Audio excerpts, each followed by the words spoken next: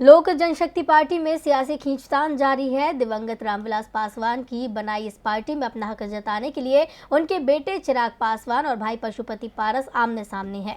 चिराग पासवान के चाचा पशुपति पारस का गुट इस वक्त पार्टी पर हावी है और उसने लोजपा पर कब्जा कर लिया है। ऐसे में चिराग पासवान ने बुधवार को प्रधानमंत्री नरेंद्र मोदी तक पहुंचने की कोशिश की और मदद की उम्मीद जताई।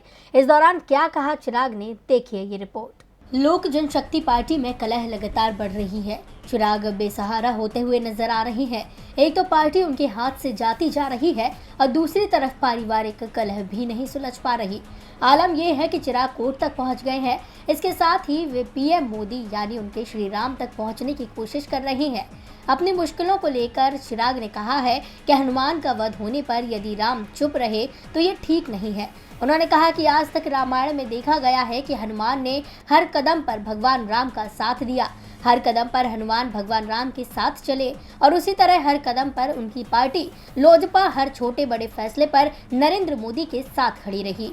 हर फैसले पर बीजेपी के साथ मजबूती से खड़े रहने वाले हनुमान यानी चिराग की लोजपा पर अब आज संकट की घड़ी आई है तो बीजेपी चुप्पे साधे हुए है।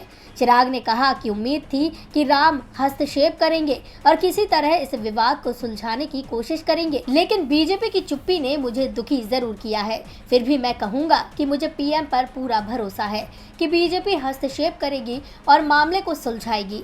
बता दें कि चिराग ने पिछले विधानसभा चुनावों में खुद को बीजेपी का हनुमान बताया था, लेकिन अब बीजेपी के हनुमान खुद को अकेला महसूस कर रहे हैं। पिछले दिनों एलजेपी में फूट के बाद पशुपति कुमार पारस के नेतृत्व वाले लोजपा गुट ने राष्ट्रीय राज्य कार्यकारिणी और विभिन्न प्रकोष्ठों की समितियों को भंग कर दिया था, जिस पर अब चिराग पासवान ने चुनाव आयोग को पत्र लिखकर पार्टी के चुनाव चिन्ह पर अधिकार मांगा है।